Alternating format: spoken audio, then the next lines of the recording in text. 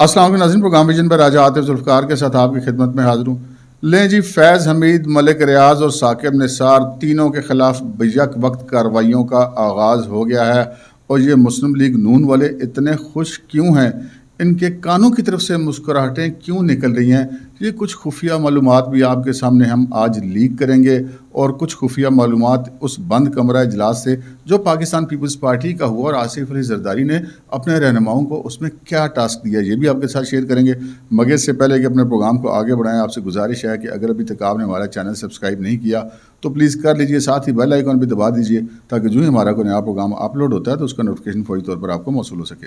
Programme کا باقاعدہ آغاز کرتے ہیں ناظرین۔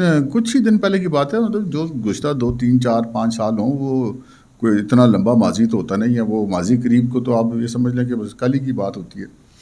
تو بھی کل ہی کی بات تھی کہ پاکستان کے اندر یہ جو 3 لوگ جن کے میں نے نام لیے ہیں، لیفٹیننٹ جنرل ریٹائرڈ فیض حمید، chief justice retired Saqib Nisar اور ملک ریاض بیریا ٹاؤن والے، ان کا طوطی بول رہا تھا۔ پاکستان کے اندر کوئی ان کی طرف آنکھ اٹھا کے نہیں دیکھ سکتا تھا۔ اس ملک میں قانون کیا ہے، عدالتیں کیا ہیں، فورسز کیا ہیں، طاقت کیا ہے، دولت کیا ہے، یہ سب کچھ ان کے ہاتھوں میں تھا۔ اور بلکہ ہاتھوں میں کیا تھا، بلکہ یہ ساری چیزیں ان کے ہاتھوں میں یرغمال تھی، ان کے بہاف پر تھی۔ اور جو کچھ پاکستان میں ہوتا رہا اس دور کے اندر، وہ اب آہستہ آہستہ چیزیں سامنے آ رہی ہیں۔ قسطوں قسطوں میں چیزیں آتی بھی رہی، ہم آپ کو بتاتی بھی رہے۔ لیکن آج کا دن میں یہ سوچ رہا تھا کہ یار یہ تینوں بندے ایک ہی وقت میں مجھے جو ہے وہ ہاٹ واٹرز میں دکھائی دے رہے ہیں۔ اور آج ان تینوں کے خلاف کچھ کارروائیاں ایسی ہوئی ہیں پاکستان کی عدالتوں میں، پاکستان کے قانون میں، جس سے یہ نظر آ گیا ہے کہ بھئی اب ان کے لیے جو اگلے آنے والے دن ہیں وہ بہت مشکل ہونے جا رہے ہیں۔ ہم ذرا بات شروع کر لیتے ہیں لیفٹیننٹ جنرل ریٹائرڈ فیض حمید کی۔ جب وہ D G I S I تھے تو ان کا طوطی بولتا تھا، پاکستان میں تو چڑیا پر نہیں مار سکتی تھی جناب۔ وہ اپنی ذات کے اندر خود ایک انجمن تھے، اور آل ان آل تھے، جو چاہتے تھے کرتے تھے۔ یقیناً جنرل باجوہ آرمی چیف تھے، ان کی سرپرستی بھی ان کو حاصل ہوگی، لیکن اصل جو کھلاڑی تھے فیلڈ کے اندر وہ تو فیض حمید صاحب تھے۔ اور یہ قصہ پہلے بھی سامنے آ چکا ہوا ہے کہ کیسے یہ جو ٹاپ سٹی اور ممتاز سٹی وغیرہ، یہ جو ہاؤسنگ سوسائٹی ہیں اسلام آباد انٹرنیشنل ایئرپورٹ کے پاس جو ہیں وہ اس کے پاس یہ واقع ہیں، اور ان کو کیسے جو ہے وہ یہ حاصل کی گئی، کس طرح یہ نجف حمید وغیرہ کے حوالے سے وہ لینے کی کوشش کی گئی۔ نجف حمید صاحب فیض حمید صاحب کے بھائی ہیں، پٹواری تھے، اور بعد میں پھر بھائی کی وجہ سے ترقی کرتے کرتے وہ بن گئے تھے تحصیلدار۔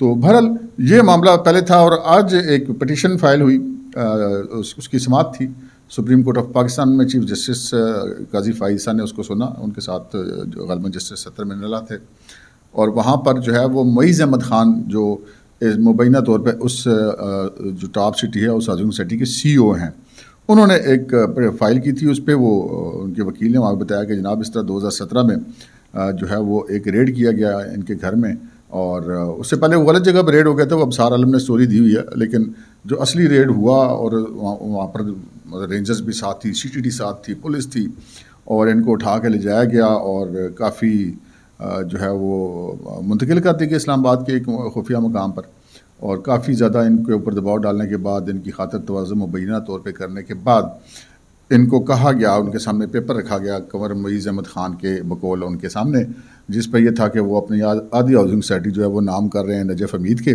اور آدھی جو ہیں وہ کوئی یو کے میں کوئی خاتون معصومہ نامی ان کے نام کر رہے ہیں۔ تو انہوں نے یہ کرنے سے انکار کر دیا، جس کے بعد ان کے خلاف دہشت گردی کے مقدمے بنوا دیے گئے۔ سی ٹی ڈی میں کو بھگتا 2 3 سال انہوں نے بھگتے، یہ تھانے، عدالتیں، کچہریاں، اور اس کے بعد ان کی جان چھوٹی۔ لیکن جب یہ سارا کچھ آج جسٹس قاضی فائز صاحب کے سامنے پیش کیا گیا، تو یہاں پہ کوئی بھی اور شخص ہوتا جسٹس قاضی فائز صاحب کے علاوہ، تو وہ یہی کہتا کہ ٹھیک ہے آج اب بھائی فیض صاحب آ جاؤ تسی۔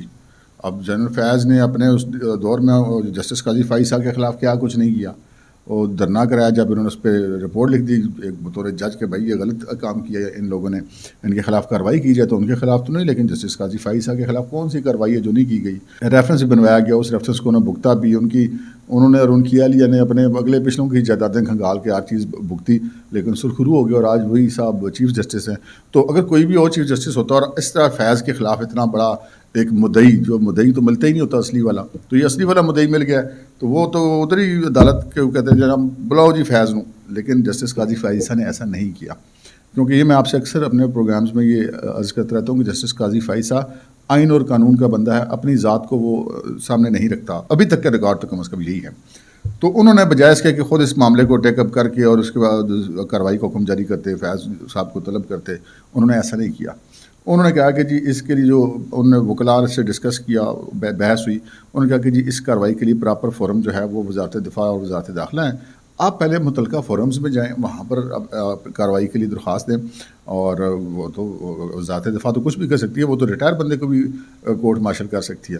تو آپ وہاں پہ جائیں، وہاں سے اگر آپ کو انصاف نہیں ملتا تو پھر آپ جو ہے اگلے فورم پہ یعنی کہ ہائی کورٹ وغیرہ میں جائیں گے، اور پھر آپ سپریم کورٹ میں آ سکتے ہیں. تو پھر ہم یہاں بیٹھے ہم آپ کو دیکھ لیں گے.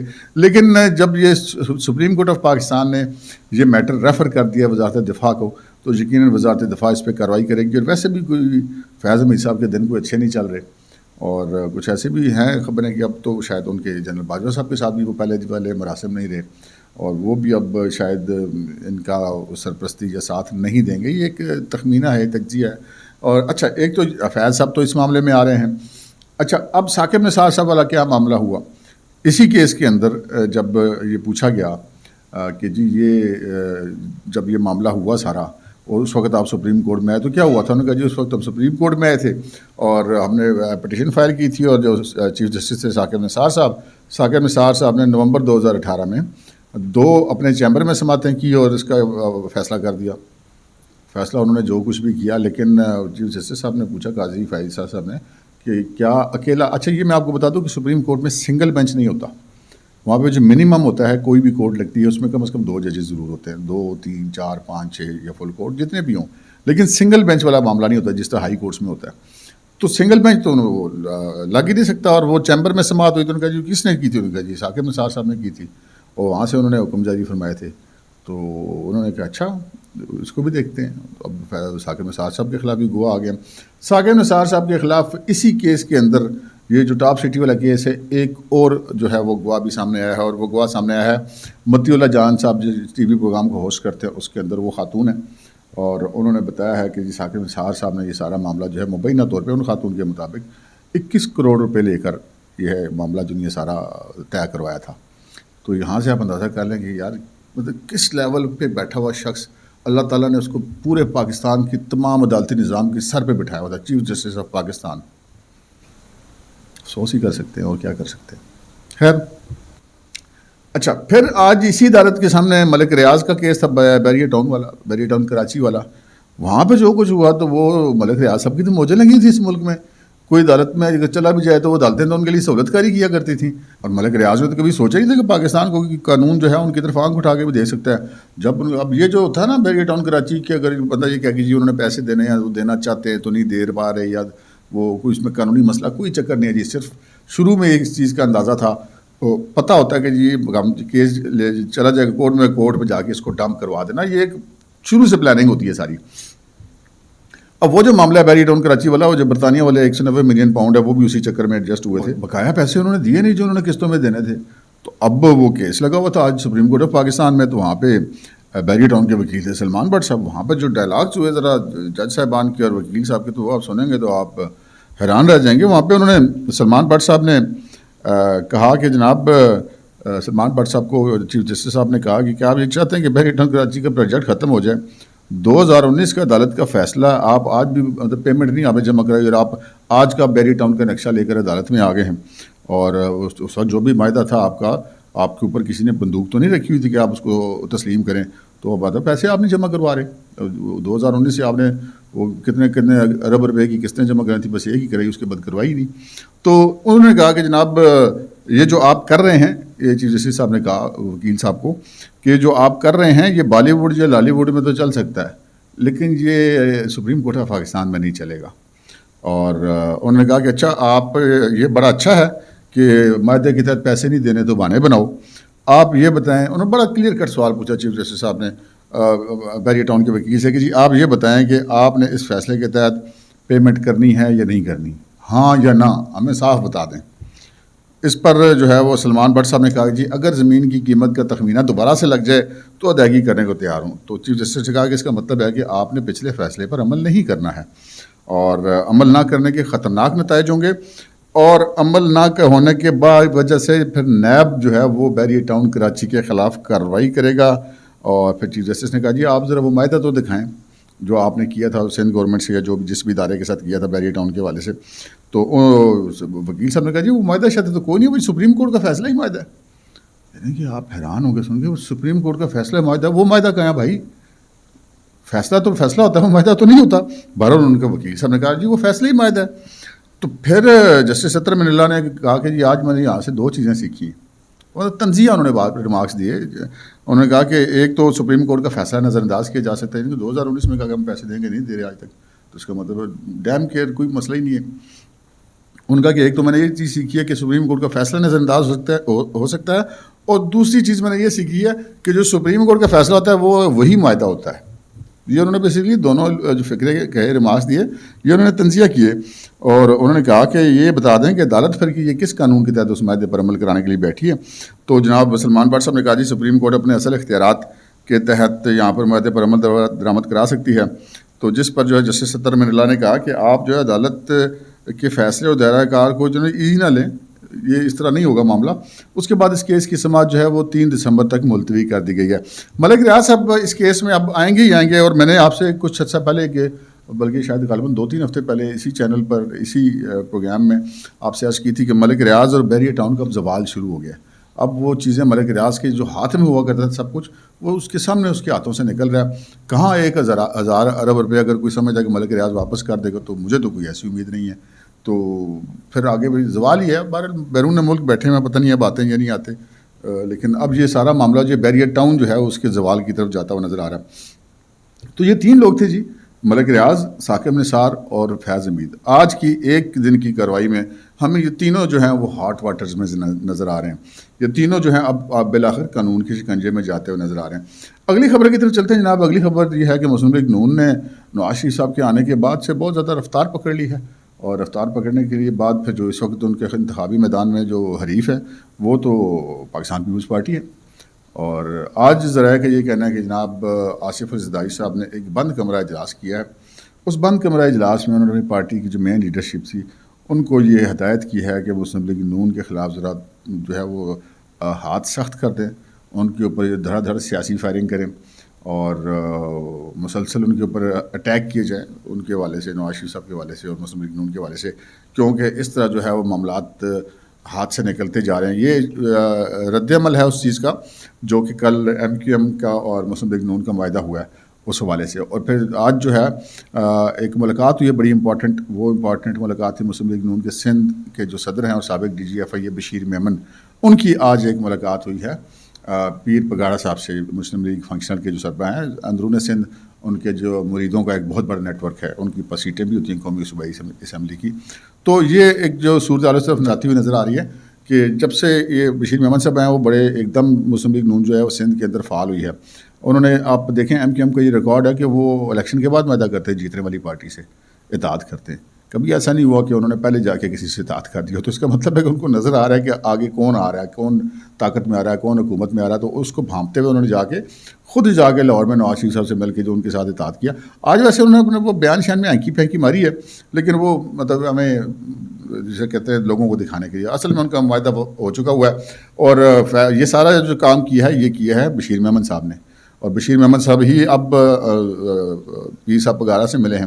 تو یہ اس وقت صورتحال یہ نظر آ رہی ہے کہ جو آپ کو ایم کیو ایم اور پی ایم ایل این اور جی ڈی اے یہ ممکن ہے کہ آپ کو اگلے الیکشن میں اتحاد میں دکھائی دیں, اور جو پیپلز پارٹی ہے اس کو ممکن ہے کہ اے این پی یا پشتون نیٹ ورک کی کچھ ان کو مدد مل جائے, اور پیپلز پارٹی بہرحال ایک بڑی اسٹرانگ جماعت ہے سندھ کی, تو وہ ایک طرف ہوں گے اور باقی دوسری طرف یہ لوگ ہوں گے. اور یہ ایک بڑا عجیب سی اس کی, آپ ہمارے یہاں تو ادھر ہم رہتے ہیں نا پنڈی اسلام آباد میں, ادھر تو کوئی لسانیت والا چکر ہی, نہ کوئی کسی سے پوچھتا تم پنجابی ہو, نہ کوئی تم سے پوچھتا تم سندھی ہو, نہ کوئی پوچھتا تم پشتون ہو, نہ کوئی پنجابی یا غیر پنجابی جو ڈومیسائل کوئی چکر ہی, سارے ادھر اکٹھے ہی رہتے ہیں جی.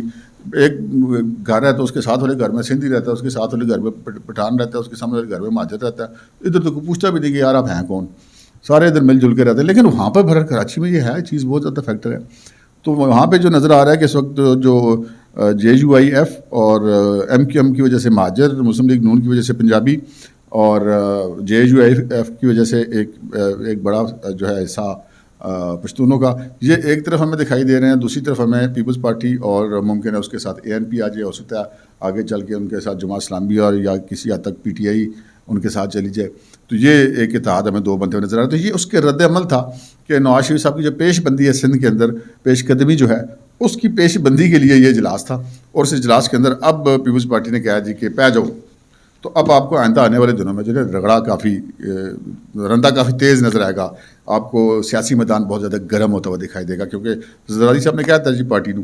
اچھا، اب تیسری خبر کی طرف آتے ہیں۔ اتنا سارا کچھ ہو رہا ہے، بڑے جناب یہ پتہ لگا ٹویٹر پہ سروے آ گیا، عمران خان اتنے مقبول ہیں، فلاں نے سروے کر لیا، عمران خان 80% مقبول ہیں، 50% مقبول ہیں، 30% مقبول ہے، لیکن ادھر پریشانی نظر آتی ہے جن کو مسئلہ ہونا چاہیے مسلم لیگ نون کو، ان کے وہ پنجابی میں کہتے ہیں نا پٹواری میں مارے گے کنا والے پاسوں وہاں سے نکلنے پہ، یعنی کہ کانوں والی سائڈ سے مسکراہٹیں نکلی، اندر سے خوشیاں گلو کر رہی ہیں، چکر گیا۔ یہ خوشیاں کیا صرف نواز شریف کے واپس آنے کی وجہ سے؟ نہیں جی، ایسا نہیں ہے۔ کیا یہ خوشیاں اس وجہ سے ہیں کہ اگلا الیکشن آپ کے پاس آ رہا ہے اور آپ حکومت بنائیں گے؟ تو جی صرف ایسا بھی نہیں ہے، یقیناً اس کا ایک فیکٹر ہے، لیکن یہ کوئی نہیں کہ کوئی کسی کو کوئی دلوا کے دے رہا ہے۔ جن کو دلوا کے دے رہے ہیں، پارٹی میں شامل کرا رہے ہیں، وہ پارٹی اور ہے، وہ آپ کے سامنے ہے۔ استحکام پاکستان پارٹی PMLN میں کوئی کسی کو شامل نہیں کروا رہا، یہ فیکٹ ہے۔ اچھا، اب یہ پھر کیوں ہے؟ اس کی دو وجوہات ہیں جی۔ ایک، نواز شریف صاحب بڑے سیزن پولیٹیشین ہیں، پاکستان آنے سے پہلے انہوں نے پاکستان کے اندر سے پرائیویٹ کمپنیاں ہائر کر کے، یہ میں آپ کو اندر کی انفارمیشن لیک کر رہا ہوں، ہائر کر کے پاکستان کے ہر حصے کے سرویز کروائے ہیں، پاپولیرٹی کے والے سے، مستقبل کے الیکشن میں ووٹ دینے کے والے سے۔ ان سروس کے رپورٹس کے بعد نواز شریف صاحب نے پاکستان آنے کا فیصلہ کیا، اور پاکستان آنے کے بعد بھی وہ مزید سرویز کرانے کا سلسلہ جاری ہے۔ یہ سارے وہ سروے ہیں جو پبلک کے لیے نہیں ہوتے، یہ پبلک کرنے کے لیے نہیں ہوتے، یہ اپنے آپ کو حقائق سے باخبر رکھنے کے لیے ہوتے ہیں۔ تو وہ ان سروس کی جو رپورٹس ہیں وہ ایسی ہیں کہ جس کی وجہ سے پھر آپ نواز شریف صاحب ویسے بھی بڑے گلابی سے آدمی ہیں، تو ان کا چہرہ آج کل اور بڑا گلو کر رہا ہے، اوپر سے مریم نواز ہوگی، سردار ایاز صادق ہو گئے، رانا ثناء اللہ ہو گیا، کوئی زیر مونچھ مسکرا رہا ہے، کسی کے کانوں سے ہاتھ سے نکل رہے ہیں، کسی کی آنکھیں مسکرا رہی ہیں، تو خوش ہیں جناب پارٹیاں۔ تو ہم نے کہا یہ سٹوری بھی آپ کے سامنے لیک کر دیتے ہیں کہ ان کی خوشیوں کی وجہ کیا ہے۔ اب تک کے لیے اتنا ہی، اجازت دیجیے، اللہ حافظ۔